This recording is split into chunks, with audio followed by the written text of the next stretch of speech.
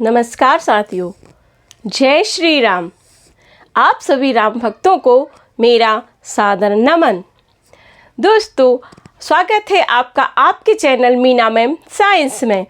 आज हम पढ़ेंगे हमारे धर्म और विज्ञान के बारे में। हमारा धर्म और विज्ञान का बहुत पुराना नाता रहा है, तो आज इसी चीज़ को मैं लेकर आई हूँ। चूँकि हमारा ये विज्ञान का चैनल है और हमारे अयोध्या में श्री राम लला जी को कल उनके जन्म दिवस के अवसर पर सूर्य टीका लगाया जाएगा या सूर्य तिलक किया जाएगा। तो सबसे पहले आप सभी को रामनवमी की बहुत बहुत बधाइयाँ, बहुत बहुत शुभकामनाएं। दोस्तों, देखने में आया है कि हमने देखा है राम मंदिर बहुत बड़ा है, बहुत विशाल है और ये ऐतिहासिक पल हमें देखने को मिला था जब इसका उद्घाटन हुआ था। कल रामनवमी है। हमारे अयोध्या के राम मंदिर के निर्माण के बाद ये पहला जन्मोत्सव श्री राम जी का मनाया जाएगा और इस उपलक्ष्य पर एक बहुत ही बड़ी योजना को साकार किया है हमारे वैज्ञानिकों ने, जिन्होंने श्री राम जी को सूर्य तिलक की तैयारी की है। तो क्या है ये सूर्य तिलक, किस प्रकार से होगा ये सूर्य तिलक, इसके पीछे क्या विज्ञान है, कैसे एक बहुमंजिला इमारत से सूर्य की एक निश्चित किरण एक सटीक स्थान पर यानी हमारे राम लला के माथे पर पहुंचेगी और उस अद्भुत अलौकिक दृश्य का हम कल नज़ारा देखेंगे। तो आइए चलते हैं इस क्रियाविधि की ओर, कैसे ये होता है। तो इसमें क्या किया गया है, हमारे वैज्ञानिकों की कड़ी मेहनत के द्वारा इस पूरी प्रक्रिया में, जिसमें सूर्य की किरण को राम जी के ललाट तक लाया जाएगा, इसमें 3 दर्पण और लेंसों का प्रयोग किया गया है। साइंस का कि इसमें बहुत महत्वपूर्ण भूमिका है। इसमें कहीं भी इलेक्ट्रिसिटी का उपयोग नहीं किया गया है, किसी भी इलेक्ट्रिकल डिवाइस का उपयोग नहीं किया गया है। तो आइए चलते देखते हैं किस प्रकार से सूर्य की किरण हमारे राम लला के माथे को स्पर्श करेगी। तो दोस्तों, ये है, देखिए, ये है हमारा सूर्य। कल रामनवमी को ये जो सूर्य चमकेगा और दोपहर 12 बजे जब ये हमारे राम लला को अभिषेक करेगा, उस समय का नज़ारा आप और हम ज़रूर उसको टीवी के माध्यम से, सोशल मीडिया के माध्यम से आप सभी हम इसको देख पाएंगे। तो ये सूर्य है, सूर्य से जो किरण आती है, यहाँ पर एक लेंस दर्पण लगाया है। पहले आप ये समझिए कि इस प्रक्रिया में किन किन वस्तुओं का उपयोग हुआ है। ये दर्पण है, एक ये दर्पण है और एक ये दर्पण है। 3 इसमें दर्पण लगाए गए हैं। ये जो पाइप आपको दिख रहा है, साथियों, राम जी की कृपा से जब हमारा डिजिटल बोर्ड आ जाएगा तो उस पर भी हम श्री राम जी की बहुत सारी मंदिर के जो नई नई टेक्निक्स उसमें यूज की गई हैं उसके बारे में हम बताएंगे।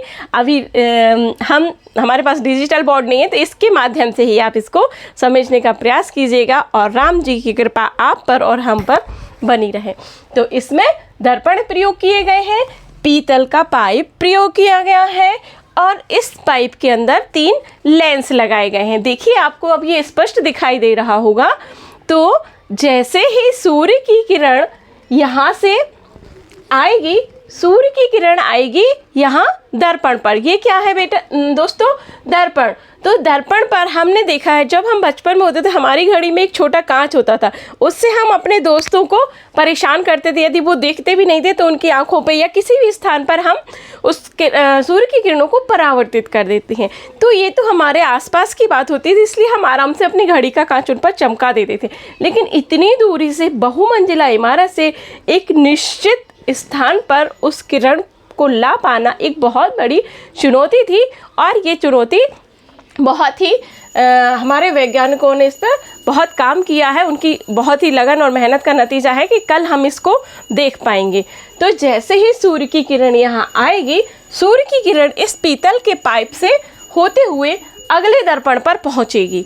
जैसे ही सूर्य की किरण यहाँ से परावर्तित होकर इस दर्पण पर पहुँचेगी, इस दर्पण से ये जो सूर्य की किरण है 90 डिग्री का कोण, आपको पता ही होगा 90 डिग्री का कोण किस तरह से बनता है।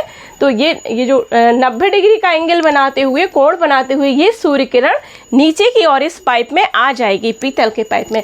अब इसमें बीच में क्या हुआ है, ये L1, L2, L3 ये लगे हुए हैं लेंस।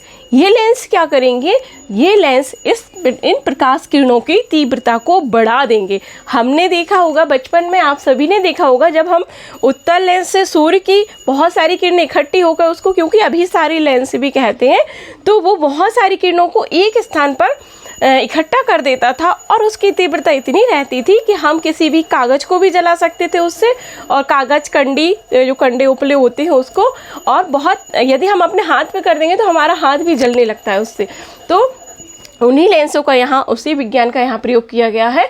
जैसे ही सबसे पहले ये छत पे दर्पण लगा हुआ है, यहाँ से ये आएगा, तीसरी मंजिल पर रहेगा ये, तीसरी मंजिल से प्रकाश की किरण आएगी और इस दर्पण से टकराएगी। इस दर्पण से टकराते हुए प्रकाश की किरण नीचे सीधे 90 डिग्री पर गिरेगी। 90 डिग्री पर यहाँ 3 लेंस लगे हुए हैं, L1, L2 और L3। ये तीनों लेंस क्या करेंगे, इसकी तीव्रता को और अधिक बढ़ा देंगे और ये जो लेंस जो प्रकाश किरण है वो सीधे आएगी। और यहाँ पर देखिए एक और दर्पण का प्रयोग किया गया है, आपको यदि दिखाई दे रहा होगा तो ये दर्पण बनाया हुआ है मैंने। पेंटिंग बहुत अच्छी नहीं है पर प्रयास पूरा किया है। जैसे ही इस दर्पण पर पड़ेगी, ये दर्पण थोड़ा मुड़ा हुआ रहेगा। कैसा रहेगा, तिरछा लगा रहेगा यहाँ पर। और जैसे ही प्रकाश किरण फिर से यहाँ से 90 डिग्री का एंगल बनाएगी और सीधे हमारे रामलला के माथे को स्पर्श करेगी। बोलिए जय श्री राम, जय जय श्री राम। तो इस तरह से आपने देखा कि इस साइंस का प्रयोग करके किस तरह से सूर्य की किरण को 3 मंजिल से उतारकर सीधे रामलला के मस्तक पर विराजमान करेंगे। रामलला सभी की मनोकामनाएं पूर्ण करें। और हम बताना चाहेंगे कि ये जो प्रक्रिया है ये पूरे 4 मिनट तक रहेगी। 4 मिनट तक सूर्याभिषेक होगा। सूर्याभिषेक, और सूर्याभिषेक भी इसलिए क्योंकि जो हमारे राम थे वो सूर्यवंशी थे, इसलिए कल सूर्य के द्वारा उनके जन्म दिवस पर, रामनवमी के मौके पर अभिषेक किया जाएगा। उनको सूर्य टीका या सूर्य तिलक लगाया जाएगा और हम सब इसके साक्षी बनेंगे। तो आई होप आपको ये जानकारी बहुत अच्छी लगी होगी। और एक बार फिर से मैं इसको रिवाइज़ करना चाहूँगी ताकि सभी लोग पुनः समझ सकें कि किस तरह से सूर्य की किरण को रामलला के माथे पर पहुँचाया जाएगा। तो देखिए दोस्तों, यहाँ ये सूर्य है, सूर्य की किरण यहाँ आएगी दर्पण पर, दर्पण पर ये यहाँ से रिफ्लेक्ट होगी, परावर्तित होगी, परावर्तित होकर यहाँ पीतल का पाइप लगाया गया है, बहुत लंबा है। मेरे इसमें बहुत छोटा दिख रहा है लेकिन ये जो प्रक्रिया है ना बहुत बड़ी प्रक्रिया है, बहुत लंबा है ये पाइप भी।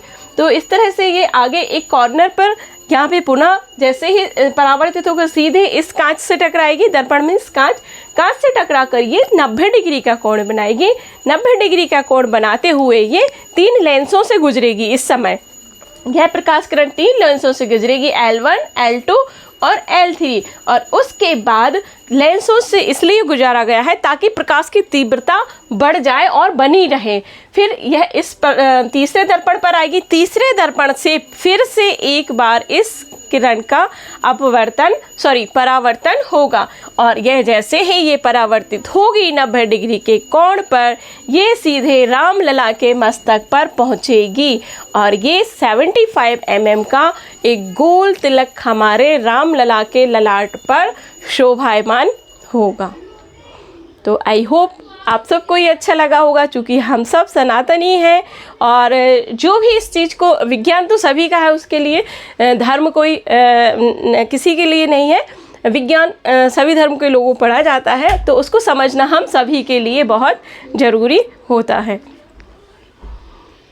आप एक बार पुनः पूरा देख लीजिए, मैंने बहुत मेहनत से बनाया हुआ था। देखिए